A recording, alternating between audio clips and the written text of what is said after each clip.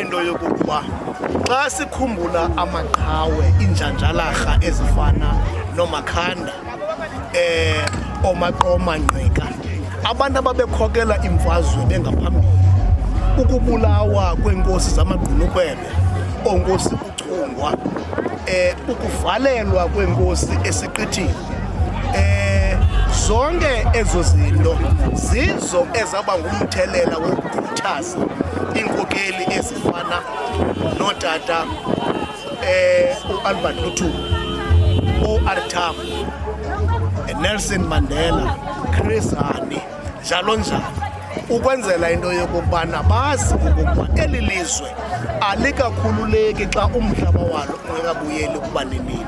Yabona umzekelo kule ndawo sikuyo akubanga lula ukuguqulwa kwegama eliyi-Grahamstown, elathi lona kwawongwa ngalo uKenneth Graham ngenyikitya yokufa awayenza apha, ade athi ngemihla yakhe abulale inkosi endala uChungwa.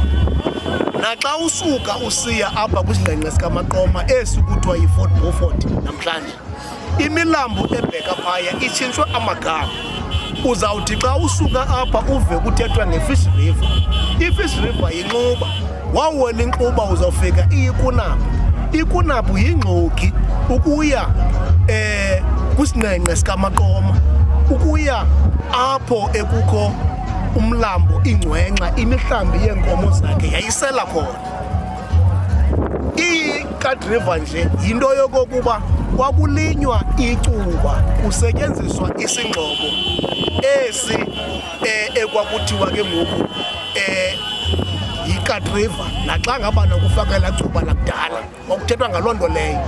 Yiyo le nto ke ngoku laa mlambo kuthiwa yiKat River inento kwenza nokulinywa kwecuba kulaa mmandla. Yona igama lala ndawo namlambo lowa yiNgcwenxa. Ungakhangela ke ukuya apho sisuka khona, xa sisuka apho naligqume eliphezulu udlule kulo uyophuma eTyelerha, le namhlanje nithi yiBushmans River, uyophuma koTyelerha uyophuma eXelexwa nithi yiGamtoos River.